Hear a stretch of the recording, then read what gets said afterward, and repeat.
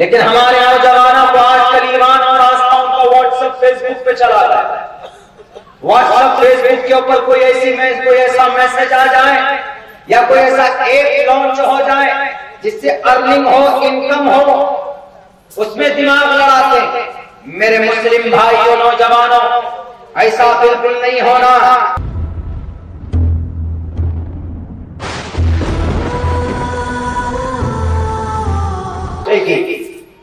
और इस धरती के ऊपर सबसे कीमती दौलत है ईमान। अगर ईमान नहीं है तो फिर कुछ नहीं। हमारे हिंदू भाई, एक आदमी सवाल किया कि हमारे हिंदू भाई करोड़ों रुपए खर्चा करते हैं, क्या मरने के बाद जन्नत जाएंगे उन लोगों से? क्या उन नेकियों से वो जन्नत जा सकते हैं? लाखों रुपए, अरबों रुपए दान देते हैं वो, कहीं मंदिर बनाने में, कहीं सोशल वर्क में देते हैं, कहीं हॉस्पिटल बना देते हैं, कहीं पे कुछ बना देते हैं। देखिए, जन्नत में जाने के लिए ईमान का होना that is very very necessary. If you want anyone to enter and receive the paradise, the moment that should be must, उसका ईमान होना बहुत जरूरी है। ईमान नहीं तो जन्नत नहीं जा सकते। आपके पास ईमान नहीं है, ईमान का मतलब एक अल्लाह का आस्था, एक खुदा का आस्था, किसी और चीज का नहीं। लेकिन हमारे नौजवानों को आजकल ईमान और आस्थाओं का व्हाट्सएप फेसबुक पे चला रहा है। व्हाट्सएप फेसबुक के ऊपर कोई ऐसा मैसेज आ जाए या कोई ऐसा ऐप लॉन्च हो जाए जिससे अर्निंग हो, इनकम हो, उसमें दिमाग लड़ाते हैं। मेरे मुस्लिम भाइयों, नौजवानों, ऐसा बिल्कुल नहीं होना। आपको अपने अल्लाह पर, अपने नबी पर, अपने कुरान पर, अपने हदीस पर ईमान और आस्था मजबूत रखना। आज बता दीजिए मुझे, इस महफिल में हमारे जितने भी नौजवान तबका है, मैं भी एक नौजवान ही हूँ।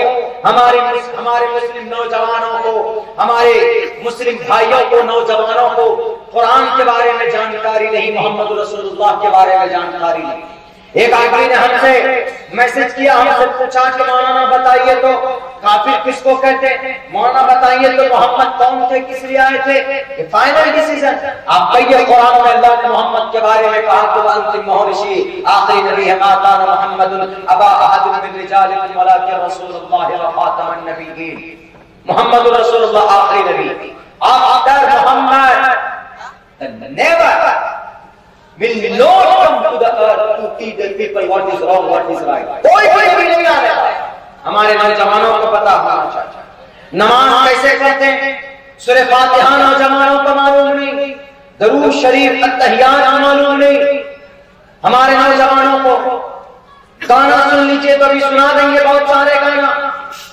मेरे भाइयों, आपके पास जो मोबाइल है उसका सही इस्तेमाल कर सकते हैं। टेलीग्राम यूज करते हैं आप, उस टेलीग्राम के जरिए से आप ऐसे वेबसाइट से जुड़ सकते हैं। आप गूगल इस्तेमाल कर सकते हैं, करते हैं। ऐसी किताबें आप अपलोड कर सकते हैं। किताब मोबाइल में पढ़िए, इतिहास पढ़िए, कुरान की तफसीर पढ़िए, अहादीस रसूल की तफसीर पढ़िए। देखेंगे तो सवाब, पढ़ेंगे तो सवाब। कुरान सिर्फ दुनिया की वो किताब है कि आप उसको देखते हो तो भी सवाब, पढ़ते हो तो भी सवाब। हिंदू भाई जो वेद पढ़ते हैं वो सिर्फ इसलिए कि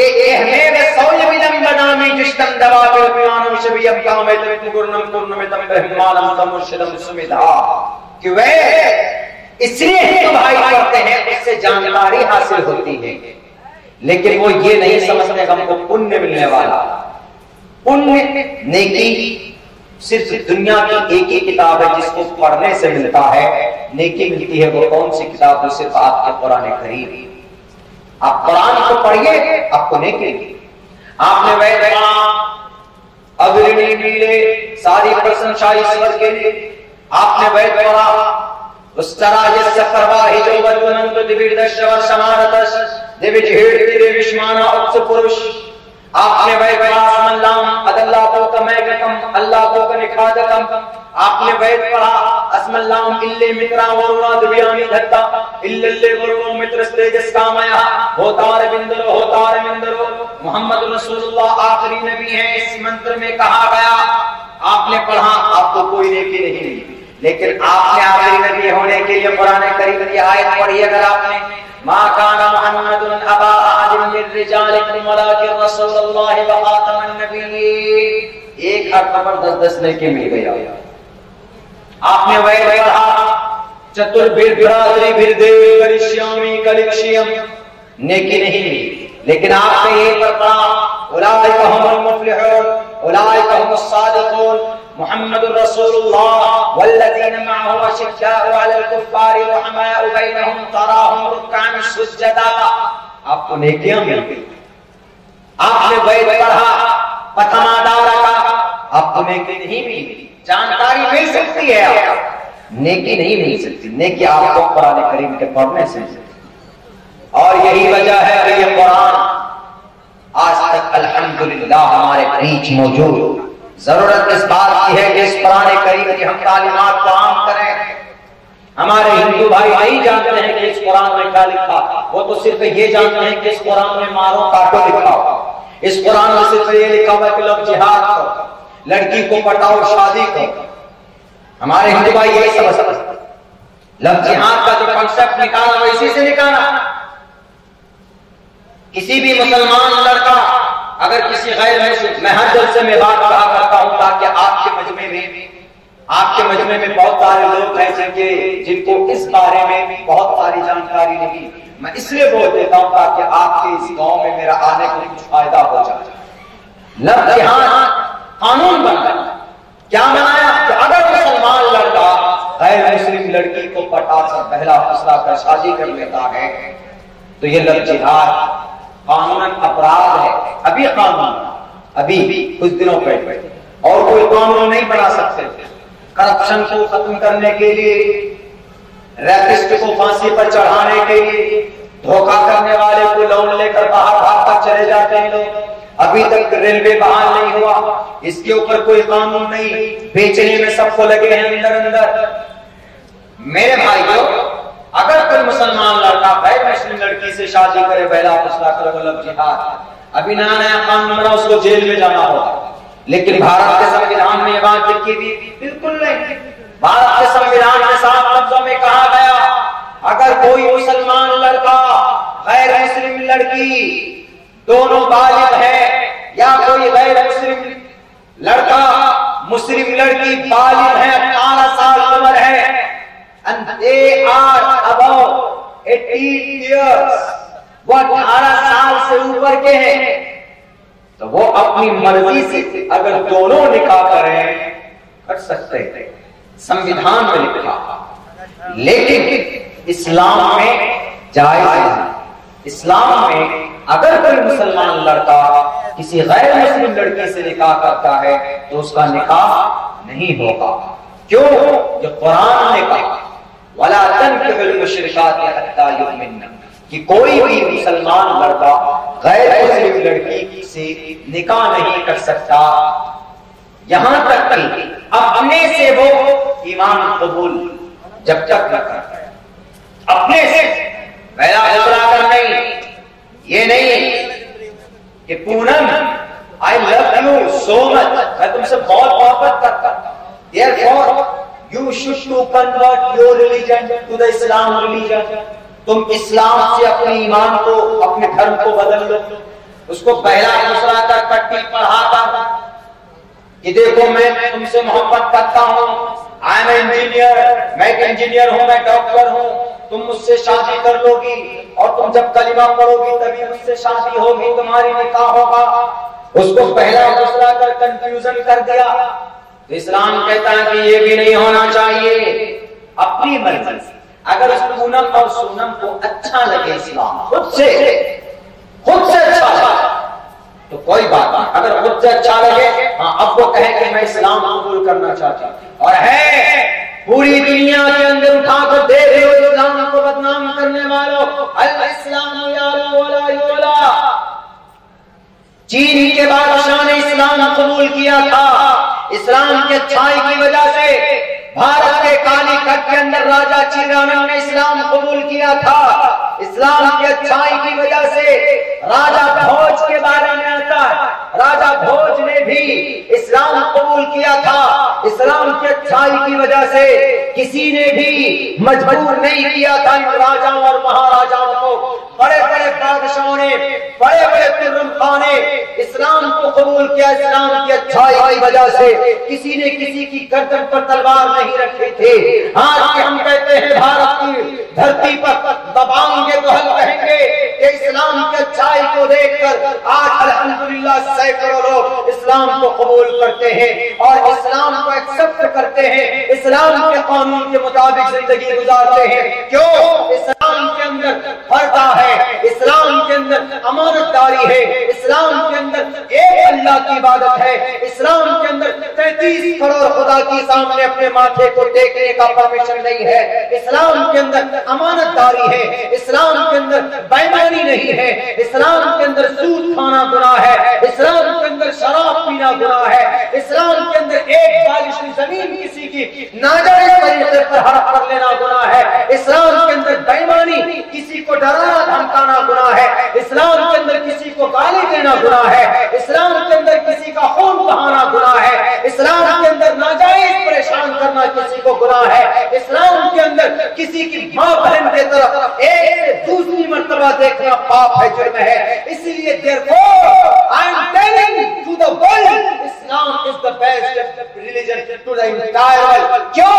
इस्लाम वो मजहब है जिसकी तारीफ अल्लाह खुद करता, अल्लाह कहता है इन्ना दीन इंदल्लाहिल इस्लाम। इसीलिए इस्लाम को लोग कबूल करते हैं। ये नहीं कि टोपी दाढ़ी वाला मौलाना अब्दुल्ला तकरीर करता, नहीं, इस्लाम कई मानों में अच्छा है। ये जो कुरान है from the beginning to the end 30 पारे हैं, 3 लाख से कहीं ज्यादा इसके अल्फाज हैं।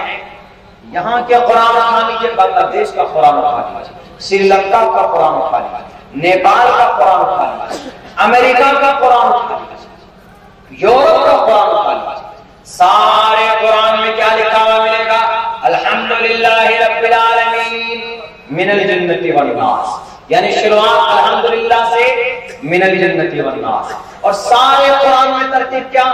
पहला सूरह बकरा अलिफ लाम मीम ज़ालिकल किताबु ला रैब फीह, दूसरा पारा से यक़ूलुस सुफहा, तीसरा पारा तिलकर रसूल, चौथा पारा लन तना, पांचवा पारा वल मुहसनात, छठा पारा ला युहिब्बुल्लाह, सातवां पारा वइदा समिअू, आठवां पारा इसका वलो अन्नना, नवा पारा क़ालल मला, 10वां पारा वालमू, 11वां पारा या तज़ीरून, 12वां पारा वमा मिन दाब्बा, 13वां पारा वमा उबर्रिउ, 14वां पारा रुबमा और 15वां पारा सुब्हानल्लज़ी, 16वां पारा क़ाल अलम और 17वां पारा इक़्तरब, 18वां पारा क़द अफ़लहल मुमिनून, 19वां पारा वक़ाल, 20वां पारा अम्मन खलक़ और 21वां पारा उत्तमा ऊही, 22वां पारा वमन यक़लुक़, 23वां पारा वमा लिया और 24वां पारा फमन अज़लम, 25वां पारा इलैहि युरद्दु, 26वां पारा आमीन, 27वां पारा क़ाल फमा खत्तुम,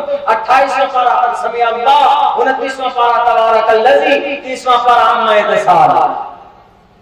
पूरी दुनिया के कुरान की यही तरतीब।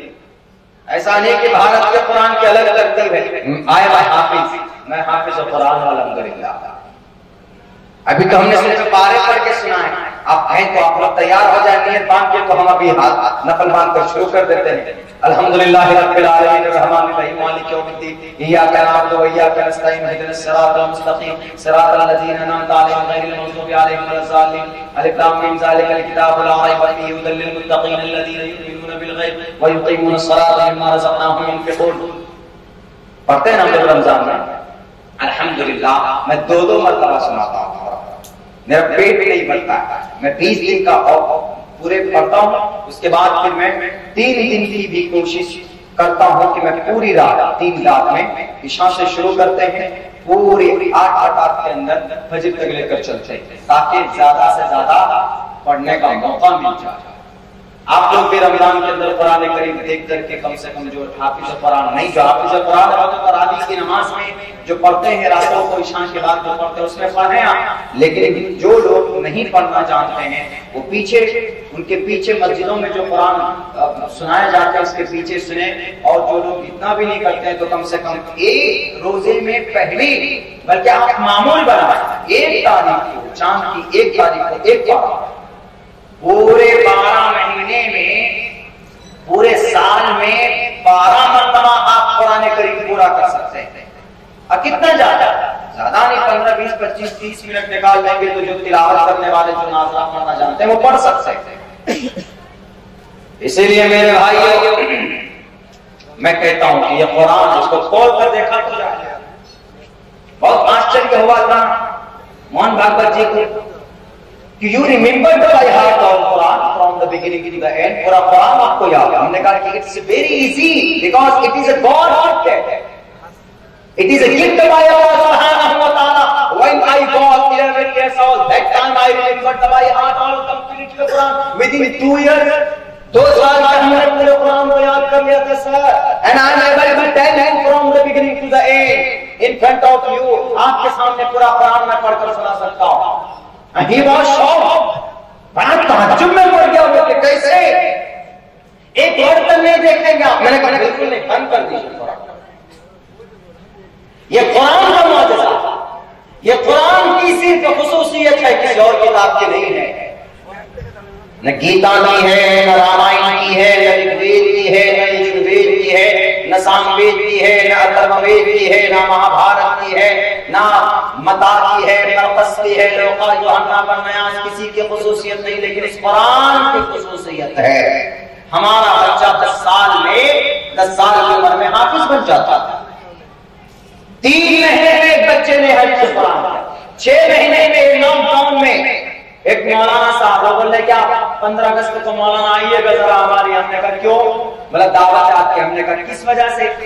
बोला दावत है, आइए। हमने कुरान को पूरा हिफ्ज़ कर लिया। हमने कहा कब किए? तुम तो मौलाना साहब थे। बोला कि पूरे लॉकडाउन में हम कहीं नहीं रहे, अपने मदरसे में रहे, मदरसे की निगरानी करते थे और पूरे लॉकडाउन में हमने पूरा कुरान को याद कर लिया, हिफ्ज़ कर लिया। बताइए।